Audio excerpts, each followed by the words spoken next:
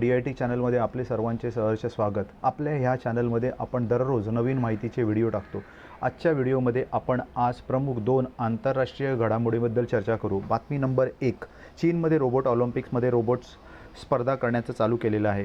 चीनमध्ये 2025 मध्ये पहिल्यांदाच रोबोट ऑलिम्पिक्स म्हणजे वर्ल्ड ह्युमनॉइड रोबोट गेम्स आयोजित करण्यात आले आहेत। या 3 दिवसांच्या स्पर्धेत जगभरातून 16 देशांच्या 280 संघांनी भाग घेतला आहे।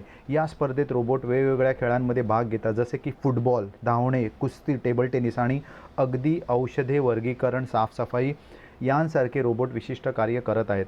या स्पर्धेचा उद्देश म्हणजे रोबोटिक्स आणि आर्टिफिशियल इंटेलिजन्समधली प्रगती दाखवणे आणि यांत्रिक निर्णय क्षमता, मोटर कौशल्य व नियंत्रण प्रणालीला चाचणी देणे। यामुळे भविष्यात रोबोट्सला कारखाने, घरे आणि इतर व्यावहारिक ठिकाणी वापरता येईल। स्पर्धेमध्ये अनेक वेळा रोबोट एकमेकांना धडकून कोसळले किंवा धावणाऱ्या स्पर्धेत अचानक पडले, पण त्यापैकी काही रोबोट स्वतः उठून पुन्हा चालू झाले। या उपक्रमाद्वारे चीनने ह्युमनॉइड रोबोट्समध्ये जागतिक नेतृत्व मिळवण्याचा, वैयक्तिक आणि औद्योगिक दोन्ही क्षेत्रात प्रगती करण्याचा दृष्टिकोन व्यक्त केला आहे। चीनमध्ये लोकसंख्येच्या वृद्धत्वाचा आणि अमेरिकेशी तंत्रज्ञान स्पर्धेमुळे रोबोटिक्स क्षेत्रात मोठ्या प्रमाणावर गुंतवणूक केली जात आहे।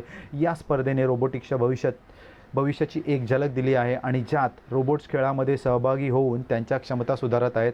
हा कार्यक्रम बीजिंगमध्ये सुरू असून 26 वेगवेगळ्या प्रकारच्या घटना व स्पर्धा यामध्ये आहेत। बातमी नंबर 2, ऐतिहासिक ट्रम्प आणि पुतिन अलास्का शिखर संमेलन।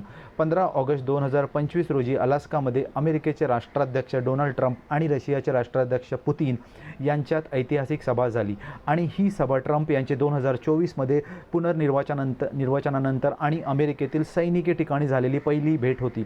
या बैठकीत मुख्य चर्चा रशिया आणि युक्रेन युद्धावर झाली, पण कोणताही युद्धविराम किंवा शांतता करार झाला नाही। महत्त्वाच्या मुद्द्यांचा आढावा खालीलप्रमाणे: पुतिन यांचे स्वागत मोठ्या आदराने केले गेले। ही सभा 3 तासापेक्षा अधिक काळ चालली, ज्यात ट्रम्प यांच्या बाजूने विदेश मंत्री रुबियो आणि पुतिन यांच्या बाजूने लाव्हरोव्ह उपस्थित होते। दोघांनी बैठकीचे वातावरण स्नेहपूर्ण आणि बांधिलकीचे असल्याचे सांगितले, मात्र युद्धविरामावर किंवा शांततेवर कोणतीही करार झालेला नाहीये। पुतिन यांनी युक्रेनच्या डोनेस्क आणि लुहान्स्क भागावर पूर्ण नियंत्रण मागितले, ज्याला युक्रेनचे अध्यक्ष झेलेन्स्की यांनी पूर्णपणे नकार दिला। ट्रम्प यांनी युक्रेनला युद्ध संपवण्यासाठी काही प्रदेश हातातून सोडावे लागतील असा संकेत दिला। त्याचबरोबर पुतिन यांनी न्यू स्टार्ट सारख्या परमाणु हत्यारांच्या करारांची नूतनीकरणाची शक्यता मांडली। बैठकानंतर काहीच तासांनी रशियाने युक्रेनवर 85 ड्रोन आणि 1 क्षेपणास्त्रासह हल्ला केला, त्यामुळे युद्ध चालूच राहिले।